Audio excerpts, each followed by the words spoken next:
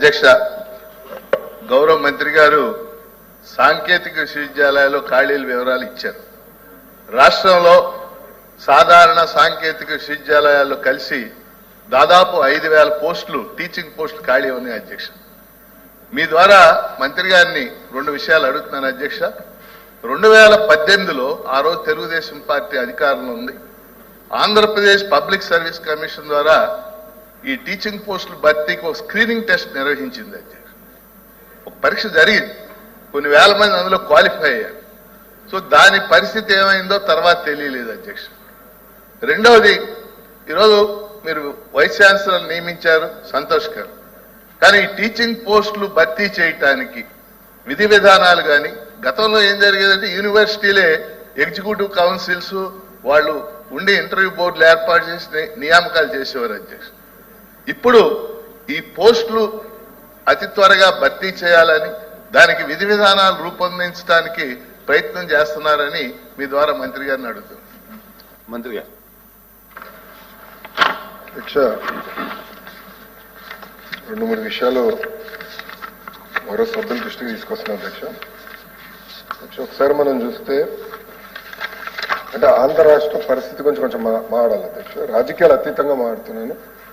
ఒకటి, GR ratio ఏదైతే మనకుందో, gross enrolment ratio ఏదైతే ఉందో అధ్యక్ష, మనది 36.5%, ఢిల్లీ 49%లో ఉంది, తమిళనాడు 47%లో ఉంది అధ్యక్ష. ప్రత్యేకంగా మన రాష్ట్రంలో చూస్తే అధ్యక్ష, చిత్తూరు, గుంటూరు వచ్చేగల 45% కన్నా ఎక్కువ ఉంది అధ్యక్ష. అనంతపూర్, కర్నూలు, శ్రీకాకుళం 30 నుంచి 35% మధ్యన ఉంది అధ్యక్ష గ్రాస్ ఎన్రోల్మెంట్ రేషియో. అది ఫస్ట్. సెకండ్, మహిళలు ప్రత్యేకంగా చూస్తే తక్కువ ఉన్నారు అధ్యక్ష స్టెమ్ కోర్సెస్ లో. అది 2 పాయింట్. మూడోది వచ్చేగల అధ్యక్ష, పేటెంట్ ఫైలింగ్స్ అధ్యక్ష. ఆంధ్ర రాష్ట్రంలో కేవలం 1,400 పేటెంట్ ఫైలింగ్స్ జరిగినాయి, కానీ తమిళనాడులో 7,600 పేటెంట్స్ ఫైలింగ్స్ జరిగినాయి అధ్యక్ష. ఓవరాల్ ర్యాంకింగ్ కూడా మన విశ్వవిద్యాలయాలు కానీ చూస్తే, లేదంటే మన కాలేజీలు కూడా చూస్తే అధ్యక్ష, NIRF ర్యాంకింగ్ లో 9వ స్థానంలో ఈ రోజు ఆంధ్ర రాష్ట్రం ఉంది అధ్యక్ష.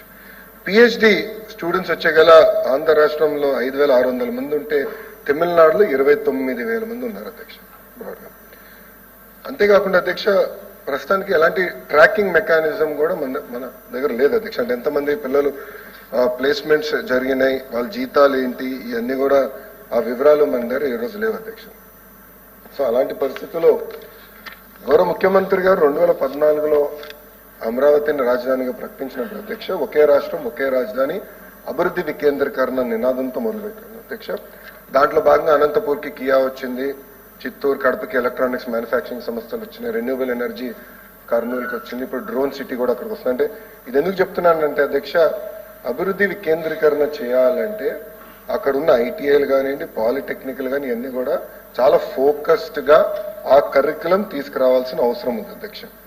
అధ్యక్ష, మన ప్రభుత్వ అధికారులకు వచ్చిన లీప్ పేరుతో, అంటే లెర్నింగ్ ఎక్సలెన్స్ ఇన్ ఆంధ్రప్రదేశ్ పేరుతో సెక్టర్ స్పెసిఫిక్ ఇన్స్టిట్యూషన్స్ ని ఫోకస్ చేసి ఈ క్లస్టరింగ్ ఏదైతే కాలేజీలు కానీ, పాలిటెక్నిక్స్ కానీ, ITI యూనివర్సిటీలు చేయాలనేది ఒక నిర్ణయం అధ్యక్ష. రెండోది, ఇండస్ట్రీ లెడ్ కరికులం అధ్యక్ష.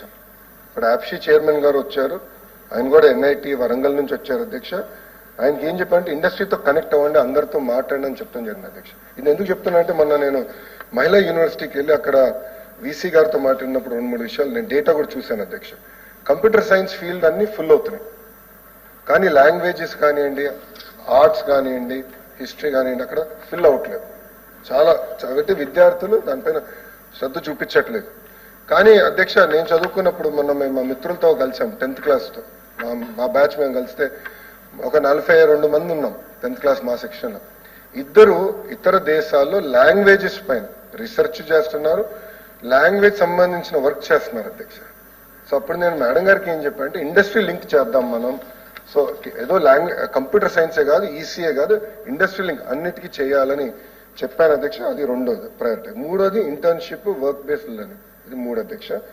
ఫ్యాకల్టీకి వచ్చేగల పెద్దలు ఇప్పుడు లక్ష్మణరావు గారు కూడా చెప్పారు, వేకెన్సీస్ ఉన్న విషయం వాస్తవం అధ్యక్ష. అది నేనే చెప్పాను. వచ్చే సంవత్సరాల్లో, అంటే ఈ సంవత్సరం వేకెన్సీస్ అన్ని భర్తీ చేయాలని నిర్ణయం మన ప్రభుత్వం తీసుకుంది. అది 1 మ్యాన్ కమిషన్ రిపోర్ట్ వచ్చిన వెంటనే ఆ ప్రక్రియ కూడా మేము ప్రారంభిస్తాం అధ్యక్ష. అది ఫస్ట్ రిక్రూట్మెంట్. రెండోది ప్రొఫెసర్స్ ఆఫ్ ప్రాక్టీస్, అంటే ఇండస్ట్రీ ఎక్స్పర్ట్స్ ని ఎంట్రీ తీసుకొచ్చి వాళ్ళకు కూడా ప్రాక్టీషనర్స్ పాఠాలు చెప్తే బాగుంటుంది అనేది రెండోది. మూడోది అక్రెడిటేషన్, క్వాలిటీ అష్యూరెన్స్ అధ్యక్ష. అది కూడా చాలా చాలా అవసరం. అదో ఫోకస్ తీసుకుంటున్నాం. ఫ్యాకల్టీ డెవలప్మెంట్ ప్రోగ్రామ్ అంటే కెపాసిటీ బిల్డింగ్, వాళ్ళకి కావాల్సిన ఇంటర్నేషనల్ ఎక్స్పోజర్ విజిట్స్ ఇవన్నీ కూడా ఏర్పాటు చేయాలని నిర్ణయం మన ప్రభుత్వం తీసుకుంది అధ్యక్ష.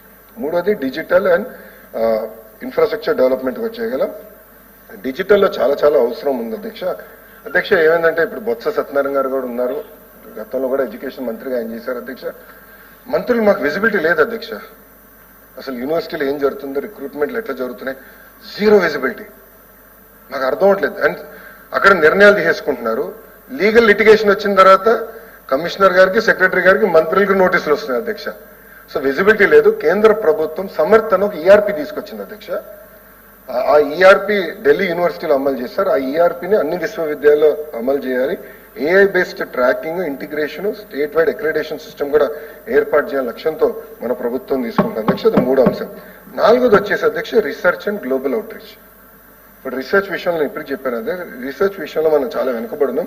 రీసెర్చ్ పైన ఎక్కువ ఫోకస్ చేయాలి. నేను కూడా ఎన్విడియాతో కలిసినప్పుడు వాళ్ళు చాలా చెప్పాను. ఒక సెంటర్ ఆఫ్ ఎక్సలెన్స్ ఆంధ్ర యూనివర్సిటీలో ఏర్పాటు చేయమని నేను కోరాను అధ్యక్ష. వాళ్ళు పెడతానని చెప్పారు. అట్లా రీసెర్చ్ అండ్ ఇన్నోవేషన్ పైన ఎక్కువ శ్రద్ధ పెడతాం. స్టార్ట్అప్ ఇంక్యుబేషన్ దాంట్లో కొంత వర్క్ జరిగింది అధ్యక్ష, అది బలోపేతం చేస్తాం. గ్లోబల్ టాలెంట్ కూడా రావాలి అధ్యక్ష. టీచింగ్ టాలెంట్ రావాలి, విద్యార్థులు కూడా రావాలి. అంటే ఇంటర్నేషనల్ స్టూడెంట్స్ మన విశ్వవిద్యాలయాలు చదవాలనేది లక్ష్యంగా పెట్టుకునే అధ్యక్ష. అది లాస్ట్ ఇది బ్రాండింగ్ కూడా చేయాలనేది ఒక నిర్ణయించారు. అంటే స్టడీ ఇన్ ఆంధ్రప్రదేశ్ అన్న ఫోకస్ చేయాలని లక్ష్యంతో మన ప్రభుత్వం పనిచేస్తుందని గౌరవ సభ్యులు తెలుపుతున్నారు అధ్యక్ష. అధ్యక్ష నేను ఇప్పుడే రామ్ గోపాల్ రెడ్డి గారు అడిగిన ప్రశ్న నేను క్లియర్ గా సమాధానం ఆల్రెడీ చెప్పాను అధ్యక్ష. అంతేకాకుండా మన జరిగిన బడ్జెట్ లో కూడా ప్రభుత్వ విశ్వవిద్యాలయాలను బలోపేతం చేసడానికి 2,000 కోట్ల రూపాయలు గౌరవ ఫైనాన్స్ మంత్రి గారు కేశవ్ గారు కూడా కేటాయిస్తాం జరిగింది అధ్యక్ష. అది ఇన్ఫ్రాస్ట్రక్చర్ కి ఖర్చు పెడతాము, రీసెర్చ్ కి ఖర్చు పెడతాం. కేంద్ర ప్రభుత్వం కూడా అనేక కార్యక్రమాల కింద ప్రభుత్వ విశ్వవిద్యాలయాలకి నిధులు కేటాయిస్తుంది. రెండు జతపరిచి మేము అమలు చేస్తాం అధ్యక్ష. అధ్యక్ష ఇక్కడికి వచ్చేగల లక్ష్మణ్ రావు గారు 2018 అని మీరు అంటున్నారు సార్. మాకున్న సమాచారం 2017 సార్. 2017 అని, అంటే ఐ మైట్ బి రాంగ్, కొంచెం కరెక్ట్ చేయండి. మాకున్న సమాచారం 2017లో నోటిఫికేషన్ జరిగింది, అది హైకోర్టు కొట్టేసింది. మళ్ళీ 2023 నోటిఫికేషన్ వచ్చింది, అది హైకోర్టులో స్టే అయింది. సో ఇట్లా ఈ ఇబ్బందుల వల్ల మనం ముందరకు వెళ్ళలేకపోతున్నాం అధ్యక్ష. అందుకే నేనేం చేశాను అధ్యక్ష, జస్ట్ లాస్ట్ పాయింట్, డిఎస్సి ఇప్పుడు మనం నోటిఫికేషన్ ఇస్తున్నాం. డిఎస్సి విషయంలో అధ్యక్ష గతంలో జరిగిన అంటే తప్పులు ఏమేమి జరిగినాయి, ఇప్పటికీ ఎన్ని నోటిఫికేషన్ జరిగినాయి, ఏ ప్రకారంగా లీగల్ ఇష్యూలు వచ్చినాయి, అవన్నీ స్టడీ చేసి పక్కడబంది నోటిఫికేషన్ ఇద్దాం. లీగల్లీ ఇబ్బంది లేకుండా చేయాల్సిన లక్ష్యంతో మేము పనిచేస్తాం అధ్యక్ష. ఈ విశ్వవిద్యాలయాలకు వచ్చేగల ఇది కోర్టులో ఆల్రెడీ ఇష్యూ ఉంది కనుక అది ఎట్లా రిజాల్వ్ చేయాలో నేను ఏజీ గారితో కూడా మాట్లాడి I take it up personally. Governor గారిని కూడా కలిసినప్పుడు, ఎందుకంటే గవర్నర్ గారు ఛాన్సలర్, ఆయన కూడా చాలా స్పష్టంగా ఎట్టి పరిస్థితుల్లో రిక్రూట్మెంట్ మీరు పూర్తి చేయండి, ఎన్ఆర్ఎఫ్ ర్యాంకింగ్స్ ఇంప్రూవ్ అవ్వాలంటే సొంత ఉపాధ్యాయులు ఉండాలి, అంటే ప్రొఫెసర్స్ ఉండాలి, దానికి మీరు సీరియస్ గా తీసుకోండి అని గవర్నర్ గారు కూడా చెప్పారు. అది మేము సీరియస్ గా తీసుకుంటామని గౌరవ సభ్యులు తెలుపుకుంటూ, పెద్దలు అన్నట్టు 4,330 శాంక్షన్ పోస్టులు ఉంటే కేవలం 1,048 పోస్టులు ఇప్పుడు ఫిల్ అయినాయి. 3,282 పోస్టులు ఖాళీగా ఉన్నాయి. దానికి వచ్చే సంవత్సరంలో ఫిల్ చేస్తామని ఈ సభాముఖం మీ అందరూ తెలుపుకుంటూ, గౌరవ ముఖ్యమంత్రి గారు నన్ను హెచ్ఆర్డీ మినిస్టర్ చేసినప్పుడు చాలా స్పష్టంగా నాకు చెప్పింది, ఎన్ఆర్ఎఫ్ ర్యాంకింగ్ ఈరోజు ఆంధ్ర రాష్ట్రం 9వ స్థానంలో ఉండి అది 3వ స్థానానికి తీసుకురండి. క్యూఐఎస్ ర్యాంకింగ్ టాప్ 100లో ఒక ప్రభుత్వ విశ్వవిద్యాలయం 5 సంవత్సరాలు ఉండాలని నాకు టార్గెట్ ఇచ్చారు అధ్యక్ష. అది చేసి చూపిస్తాను. Question number 13799 minister for home research. అధ్యక్ష మొదటి ప్రశ్నకి సమాధానం లేదండి. రెండో ప్రశ్నకి సమాధానం ఈ ప్రశ్న ఉత్పన్నం కాదు. మూడో ప్రశ్నకి సమాధానం ప్రభుత్వం తీసుకున్న చర్యలు ఎనెక్షర్లో జతపరచడం జరిగింది.